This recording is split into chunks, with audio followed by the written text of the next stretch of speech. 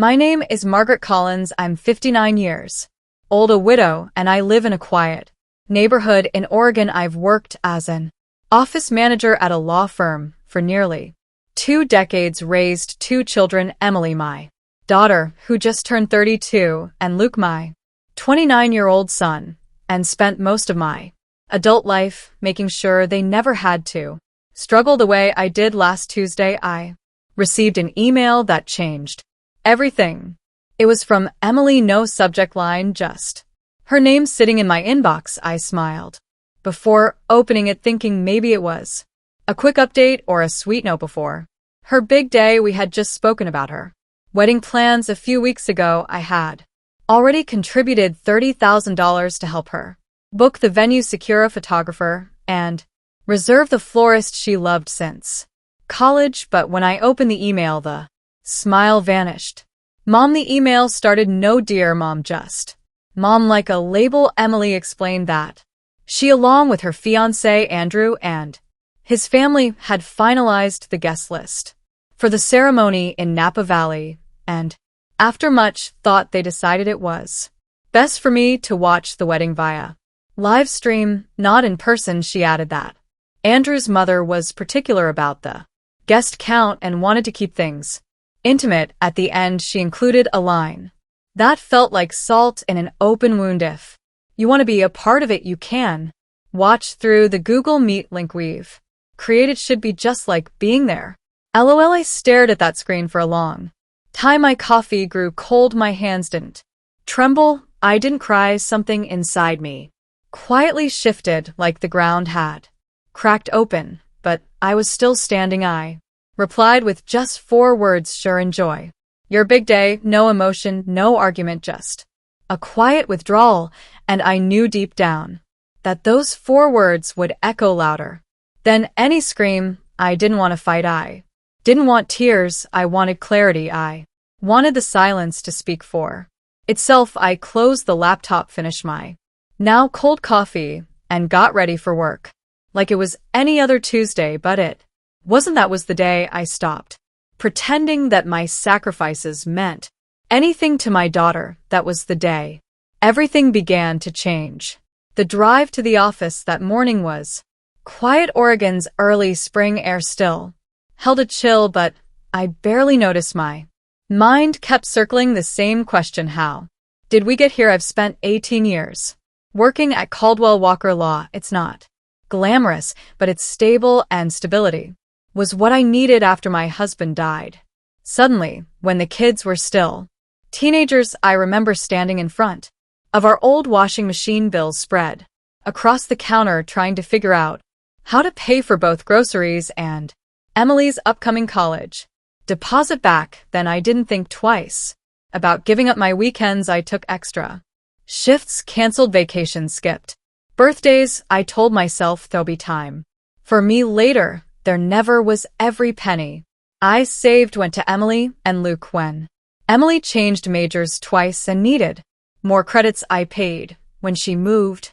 across the country for a short-lived job in New York, I covered her deposit and plane ticket. When she cried through her second breakup at 27, I flew out, held her hand, and made her tea in a kitchen that didn't feel like home. When Luke wanted to buy a house with his fiancée, I co-signed the mortgage and wrote the first $10,000 check without hesitation. I never kept score. That's what mothers do, right? But that email made me feel like a transaction, like I had been useful, and now I wasn't, like I had a shelf life, and it had expired. Back at the office, my boss, Robert, stopped by my desk. He's one of men who remembers birthdays and how you take your coffee. He noticed something was off right away. "You look like you've seen a ghost," he said, setting a lat from the cafe downstairs on my desk. I wanted to tell him I wanted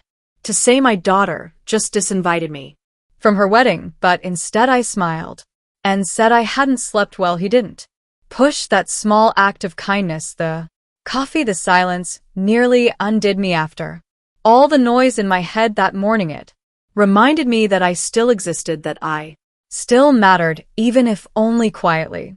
Around lunchtime my phone buzzed Emily. Again her name lit up my screen like a spotlight. I didn't want voicemails, texts. Mom, please answer, we need to talk, this isn't funny. I didn't listen to any of them, not yet. I just sat there sipping my latte and thought maybe it's time to stop being the one who always answers. Maybe it's time to stop playing a role in someone else's story when they won't let you on the stage. That afternoon, I made a decision that would shift the ground beneath all of us. I wasn't going to scream. I wasn't going to beg. I was going to do something far more powerful. I was going to act after work. I didn't go straight home. I drove to First Federal Bank, a few blocks down from the office. Carlos, the branch manager, had helped me with everything from setting up college funds to adjusting retirement contributions. He always greeted me by name. Mrs. Collins, he smiled, standing to shake my hand. What can I do for you today? I sat down across from him and placed my purse on the floor. My voice was calm, almost too calm. I need to cancel a wire transfer, I said. He blinked. The one to the Napa venue? Yes, that one. Carlos hesitated. There may be a cancellation fee depending on timing, but may I ask why? The circumstances have changed, I replied. Without elaborating, he looked something up on his screen. You're in luck, it hasn't processed yet, just in time. He paused, then looked up at me. Are you sure, Mrs. Collins? $50,000 is a significant amount. I nodded. I'm sure. $50,000, that was the amount I had planned to send next, on top of the $30,000 already gone. $80,000 total for a wedding I wasn't allowed to attend. I signed the necessary forms and left the bank without a second thought. By the time I got home, there were 9 missed calls from Emily, 2 from Luke. 1 voicemail simply said, Mom, please don't do this. I turned off my phone. In the kitchen, I reached for the bottle of red wine I'd been saving for Thanksgiving. I hadn't opened it back then. Emily was supposed to visit, but she canceled last minute work, she said. I poured a glass, took it out to the porch, and sat in the fading sunlight. Birds chirped in the trees. A neighbor's dog barked. Everything felt still, and then the memories started coming in waves. All the birthdays I planned alone, all the holiday dinners where I pretended I wasn't waiting for a call that never came, all the small sacrifices that nobody noticed, the new shoes I didn't buy, the car I drove for 14 years, the vacations I postponed. I thought about Andrew's mother, the woman who barely knew Emily, yet her opinion carried more weight than mine, the woman whose idea of family meant excluding the one person who had carried Emily through every hard season of her life. I thought about the way Emily signed off her email with LOL, as if watching your own daughter's wedding through a screen was a joke. And finally, I thought about myself, not as a mother, not as a widow, but as a woman. What did I want? In peace, dignity, a life that didn't revolve around being useful to people who only showed up when they needed something. That night around 9 p.m. the doorbell rang. I thought about ignoring it, but curiosity got the better of me. It was Luke, still in his office clothes, tie loosened, sleeves rolled up. He looked uncomfortable, holding his phone in one hand like a shield. Mom, he said, stepping inside. Before I could speak, why aren't you answering your phone? Emily's hello to you too, he sighed. Already pacing. She says you're not coming to the wedding now that you're being difficult. I laughed. Difficult for not attending a wedding I was uninvited from? He shifted uncomfortably. Andrew's parents are footing most of the bill. Mom, you know how traditional they are. I raised an eyebrow. Traditional? I already paid $30,000. I was about to give $50,000 more.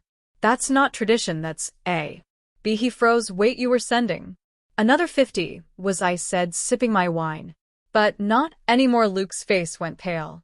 Mom, they're counting on that. The venue, the food, the not my problem anymore, I said evenly. His voice rose. Of course it's your problem. She's your daughter, and I'm her mother, I said quietly.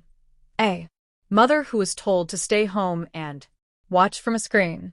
He ran his hands through his hair, visibly agitated. You always make everything about yourself. And that was it. That was the moment. Something inside me finally gave way. Get out of my house. What you heard me, Luke. Get out. Mom, no, I said, firm but soft. I've given everything I had, and I'm done being the villain in a story I wrote with love. Luke stood there for a second longer, then turned and walked out the door, clicked behind him quietly, but it felt louder than any slam. I stood in the middle of my living room, heart pounding, and realized something startling. I didn't feel guilty. I felt free. The next morning I woke up to 43 missed calls and a string of frantic messages from Emily. They started with passive aggressive guilt. Mom, we need to talk. Why are you doing this? This is childish. Then the tone shifted. The venue just called. The payment didn't go through. We're going to lose everything if we don't pay by tomorrow. Andrew's parents are furious. They said this proves they were right about you at 3:24 a.m. She sent, I don't understand why you're doing this to me. I smiled into my coffee. Of course she didn't understand. Emily had grown up with my sacrifices woven so tightly into her life that she never stopped to question where the comfort came from. The security, the stability. She just assumed it would always be there, that I would always be there, but not this time. Later that morning, while I was reviewing contracts at my desk, an email popped up in my personal inbox. The subject line read, please don't ruin my wedding. I opened it without expectation. Mom, she wrote, I know you're upset about the live stream situation, but this is extreme. We've lost the venue deposit, and if we don't pay the remaining balance by end of day Paris time, the caterer walks. Andrew's parents are beyond upset. They're saying this proves you can't be reasoned with. Please don't do this. We can talk about you attending the ceremony, but we need the funds first. There it was. They were willing to talk about letting me attend now that the money was gone. Not an apology, not a reflection, a negotiation, as if my presence at my own daughter's wedding could be bartered, bought or sold, depending on how generous I was feeling. I didn't respond. I closed the email and turned back to my work. Around noon, Robert stopped by my desk. Lunch, he offered. That new Italian place just opened. I almost declined, as I usually did, but something in me shifted. Maybe it was the clarity of the past 24 hours. Maybe I just needed to sit somewhere that didn't ask anything from me, so I nodded. I'd like that over pasta. He told me about his grandkids and how exhausting but beautiful it was to chase after them. His eyes were soft, real. He paused and said gently, forgive me, Margaret, but you seem lighter today. I surprised myself. I told him everything about Emily, the email, the wedding, the money, and what I did when I finished. He didn't judge. He didn't try to fix anything. He just said, sometimes the hardest part of love is setting boundaries, especially with the people we've given the most to. He reached across the table and briefly squeezed my hand. I think you did the right thing for the first time in a long time. I believed that too. When I returned to my desk, there were more calls, more texts, but I didn't answer. I didn't need to, because for the first time my silence spoke volumes. That evening, as I pulled into my driveway, the sky was already dimming. The porch light clicked on automatically. Everything looked still, peaceful even. But there was someone sitting on my front steps. As I got closer, I recognized her. Sophia. She stood up quickly, brushing invisible lint from her coat. Sophia had been Emily's best friend since 5th grade. She spent countless weekends at our house, baking cookies, watching movies, giggling in sleeping bags until dawn. I hadn't seen her in years. Mrs. Collins, she said softly, I'm sorry to drop by like this. It's fine, I replied, unlocking the door. Would you like some tea? She followed me into the kitchen, her eyes scanning the familiar walls like they held old. Echoes. I filled the kettle and waited. Emily sent you, I finally asked. She didn't answer right away, then she's a mess. They lost the venue. The florist dropped out. Andrew's parents are threatening to cancel the wedding. I said nothing, placing 2 mugs on the counter. She's panicking, Sophia continued. She knows she messed up, she just doesn't know how to fix it. Is that why you're here? I asked. To fix it. She shook her head. No, I'm here to ask, is there anything she can say or do to change your mind? I paused. Was there wooden apology change the way it felt to be excluded, to be used like a bank account, to be told you're not welcome unless your money is? I looked at Sophia, still young, still hopeful.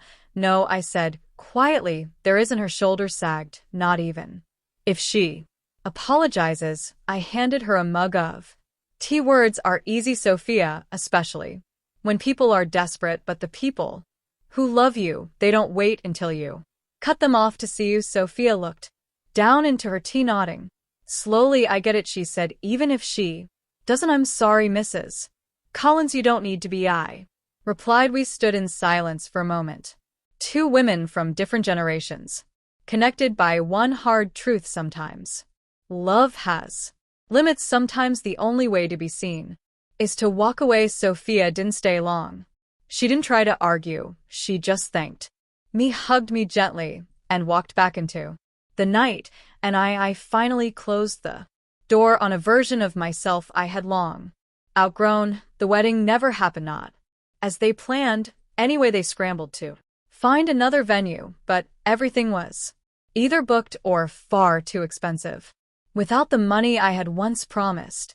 According to Luke, they ended up doing a small backyard ceremony. Weeks later, just a few relatives and Andrew's parents. I wasn't invited, and this time I didn't need to be. In the weeks that followed, Emily sent one more email, a long one.